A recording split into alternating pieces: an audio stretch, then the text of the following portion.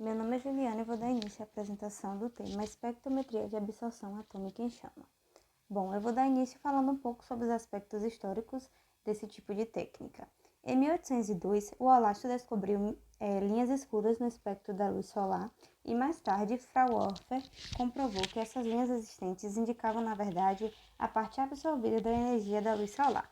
Em 1820, Brewster concluiu que os raios observados por Fraunhofer se tratava da absorção de vapores atômicos na atmosfera solar. Dessa forma, eles absorviam parte da radiação.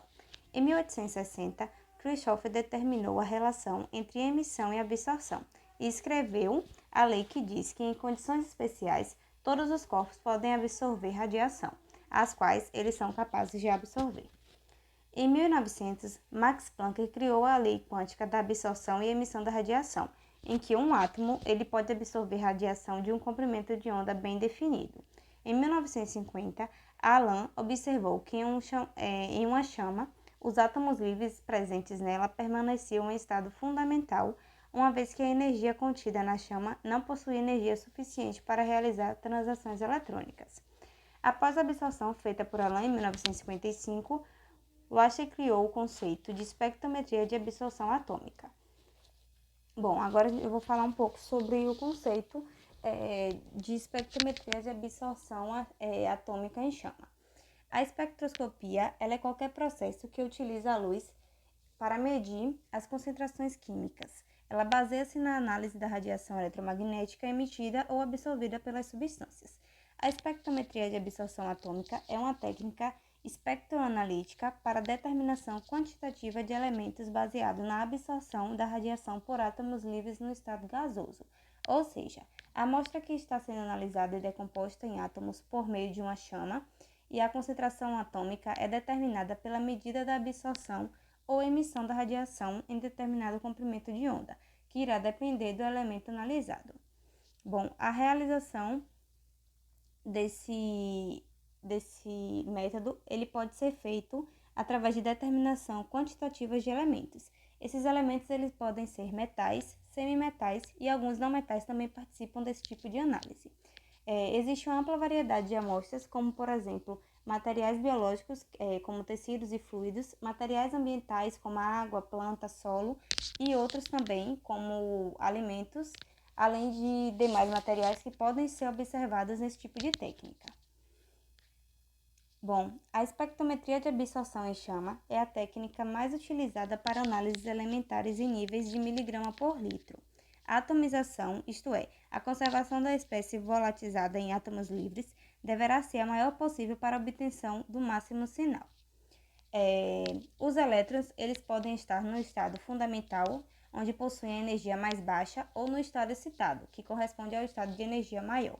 Para que essa mudança de estado não excitado para excitado aconteça, é necessário que haja uma aplicação de uma fonte de energia suficiente para promover a excitação desses elétrons, no caso dos elétrons que estão em estado não excitado.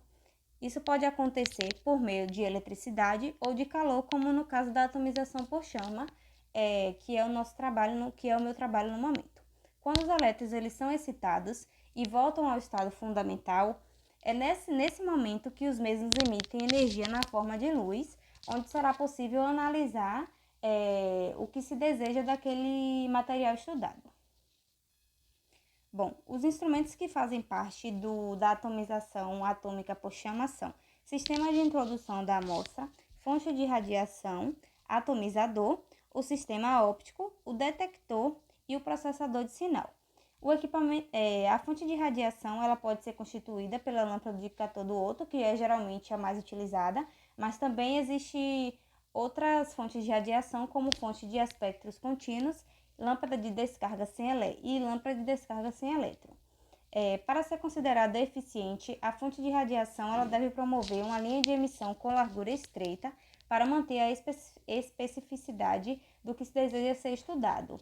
Ter uma intensidade adequada também é necessário, além de conseguir manter uma estabilidade e durabilidade. O sistema de atomização é uma parte de grande importância da espectrometria de absorção por chama, pois é nesses dispositivos que serão gerados os átomos gasosos no estado fundamental. Esses átomos irão absorver a radiação do comprimento de onda, característico proveniente da fonte de radiação. Então, os átomos que saem da fonte de radiação, eles vão ser absorvidos e vão passar pelo comprimento de onda, e será nesse processo que será determinada a concentração do elemento de interesse. O monocromador ele é responsável por separar a linha espectral de interesse das demais linhas emitidas pela fonte de radiação, porque na hora que é feita essa leitura, várias outras linhas que não são de interesse do estudo também vão ser emitidas. Então, o sistema de atomização, na verdade, o monocromador, ele é responsável justamente por separar a linha de interesse de estudo das linhas que são emitidas, mas que não vão servir para o estudo que está sendo realizado. Os detectores dos espectrômetros são as válvulas fotomultiplicadoras ou detectores de estado sólido. Eles são constituídos de lentes e espelhos responsáveis por fiscalizar a radiação.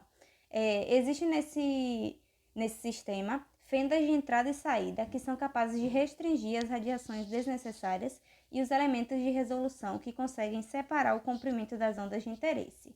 Dessa forma, o processador ele realiza a leitura das ondas de interesse e irá determinar o resultado do estudo da amostra.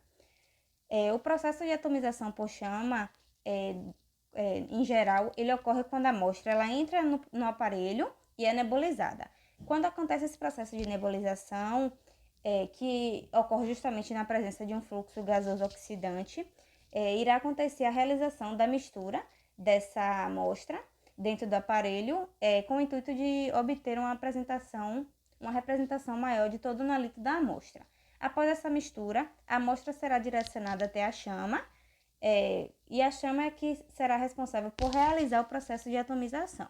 Após a atomização, os átomos irão interagir com a radiação eletromagnética de uma lâmpada de cátodo oco e a radiação que não foi absorvida será encaminhada até o monocromador, onde será detectada e determinada. Bom, as vantagens desse tipo de técnica está relacionada com o baixo custo dessa técnica, comparado com outras que podem ser utilizadas, a simplicidade operacional que facilita na hora de realizar o procedimento da espectrometria por chama, o desempenho analítico também é bastante satisfatório e, além disso, a análise multielementar sequencial rápida automatizada com atomização em chama.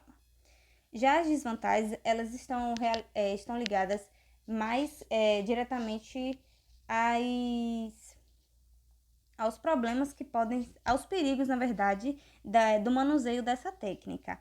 Isso porque nessa técnica são utilizados gases inflamáveis, além de altas temperaturas, que também são elementos refratários a fim de reduzir o limite de detecção, mas que torna a técnica bastante perigosa, caso uma pessoa não saiba manusear ela de forma correta. Bom, a aplicação na área de farmácia está voltada para a indústria farmacêutica, que é utilizado na produção de cosméticos, na botânica, na farmácia de manipulação, além de auxiliar na análise dos testes específicos exigidos pelas diretrizes da indústria farmacêutica para as boas práticas de fabricação de medicamento. Essas são as referências. Obrigado.